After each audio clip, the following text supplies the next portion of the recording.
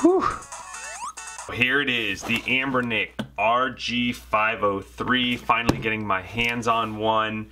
And it looks familiar, right? It's round, a little more rounded than some of the previous units. We have our analog sticks in the same place. Very, very recognizable A, B, X, Y, select star, D-pad. You got power on the left. On the right, you got volume. On the bottom here, you have 2 micro SD cards. The sound is very good. Very impressed by the sound. And then we got this 5-inch OLED screen. And this thing's under a lot of heat. I get it, and the main reason being is like, hey, this is a better processor, yet we still can't do, you know, perfect N64. We still can't do, you know, right around that area. You're not even gonna get close to, or PSP, right? Certain PSP games, even though the screen is perfectly set up for PSP.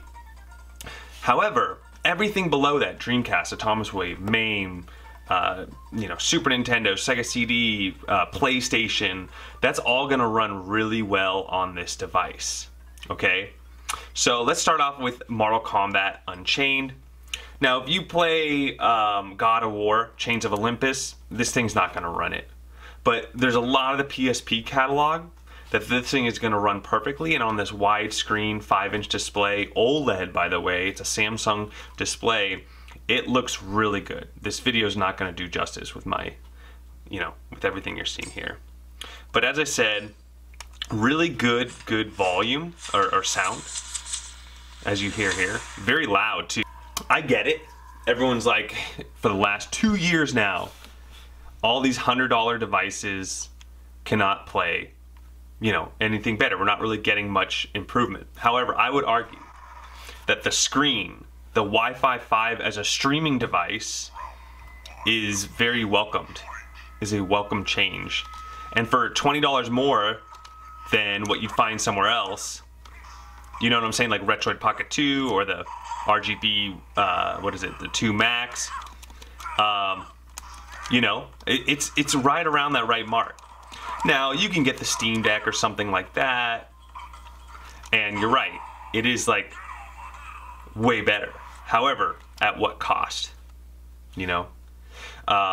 So if this thing does stay at $135, and if they run sales every once in a while, you know, I don't see why it's not a nice contending device. So like I said, sound, visual, controls, form factor, weight, everything in its favor.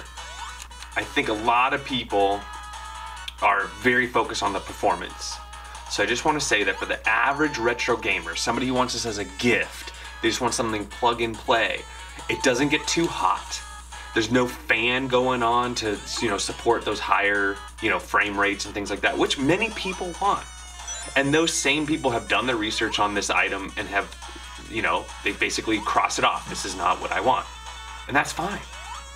But there's still gonna be that group of people who just want something plug and play, you know, to play SNES, Genesis, Atomic Wave Arcade, Dreamcast. It's gonna run just fine. So here you can go to function settings, and here you have the streaming tool, and you can actually have an IP address here and pair your device through the Wi-Fi, now that it has 5G, and stream through Moonlight or something like that.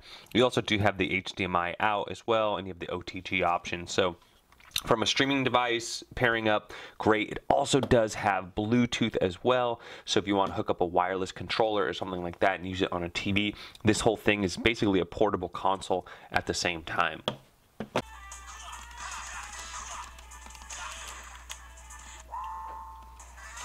All right, so as you know, I've already been talking very good about this device. That's because I like it as a plug-and-play device. So let's talk about the pros really quick. The screen. The OLED screen is bright. It's welcome. The 5 inches is a good size. It can still technically fit in your pocket, depending on what kind of, you know, clothes you're wearing or whatever. But it's a good middle point, and it's a compact, good ergonomic design. I like the fit in my hand. I like the feel. The controls are not the best, but I've always... I like the ANBERNIC controls and the RG351, 350. I've always enjoyed those just fine. It comes preloaded with ROMs. Like, that's a big deal for a lot of people. You know, a lot of people don't want to go get the ROMs, transfer you know, make sure it's the right ROM set. This thing comes loaded, ready to go. You boot it up, and you pick your game, and you start playing. You don't even have to mess with a lot of the emulator settings if you don't want to. So in those regards, that's a big selling point. Something that I was really surprised about was the sound. Like, I was not expecting a good sounding device, but they delivered in that arena. And then as far as the battery, we're getting, you know, I'm getting about 5.5 hours. I heard the reviews I watched, some said 6, some said 5. So somewhere between 5 and 6 hours is what you can expect on this. And then the ports. You can hook this thing via each HDMI. It's got OTG. It's got USB Type-C. It's got Wi-Fi 5G for awesome streaming capabilities.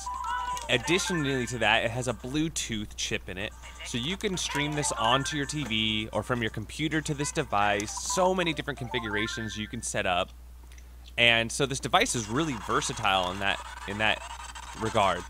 And so for all this, for right around $135, like, that's really impressive. Like, it's doing more than a Raspberry Pi could do, and a Raspberry Pi is not portable.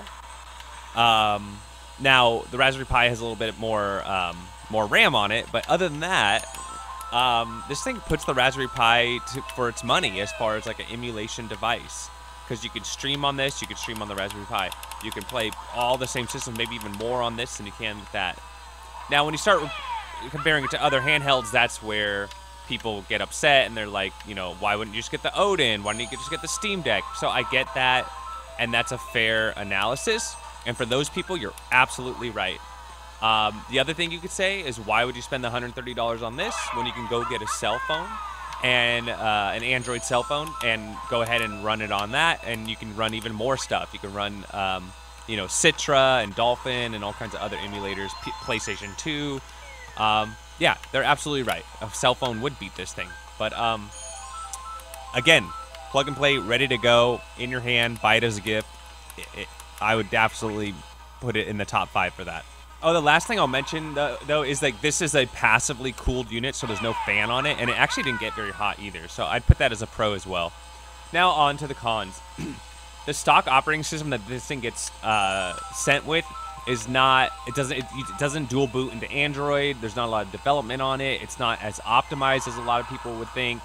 So that really is the biggest downside. I hope ANBERNIC fixed that, because that seems like it's something easily fixable, especially because these things have a big like following and aftermarket groups and forums and things. We might expect something like that. It's not guaranteed though. You know, we'll see. Performance, you know, like I said, the biggest complaint I see everybody saying is, why doesn't it play Sega Saturn? Why doesn't, like, Nintendo 64, like, it's not going to play GoldenEye. There's certain games it's in the catalog it's just not going to do. I'm sorry. And then the 1 GB of RAM. Like, come on. At least give us 2 GB. Like, it's not that much more. So that's kind of a bummer. And then I wrote in here the shoulder buttons. I've never been a fan of them. Like, they're clicky. But it would be cool to have more of, like, an analog style shoulder buttons. But, you know, pretty cool. Anyways, that's what I think. People who want to plug and play are going to like it. I think people who are shopping around, there's definitely other contenders out there, don't get me wrong, or a cell phone, right? You're right. But is this thing really just like throw it in the trash? No, it's not. It's actually pretty cool. Pretty cool plug and play. So that's what I think. Let me know what you all think. Don't forget to like and subscribe, and we'll catch you on the next one.